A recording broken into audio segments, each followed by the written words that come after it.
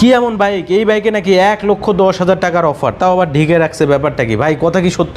100% সত্য ভাই, আসলেও সত্য অবশ্যই সত্য ভাই। এটার মধ্যে কি বাইক আছে নাকি অন্য কিছু ভাই? না, বাইকই আছে 1,10,000 টাকায় ভাই। কেমনে ডিসকাউন্ট হয় বাইকই আছে ভাই? বিশ্বাস হচ্ছে না আমার ভাই। বিশ্বাস হচ্ছে না? না ভাই, বিশ্বাস হয় না। না, বিশ্বাস করতেই হবে আরিফ ভাই। 1,10,000 টাকার অফার? 1,10,000 টাকা অফার চলছে। বলেন কি ভাই? ভাই বাইক একটু দেখানো যাবে?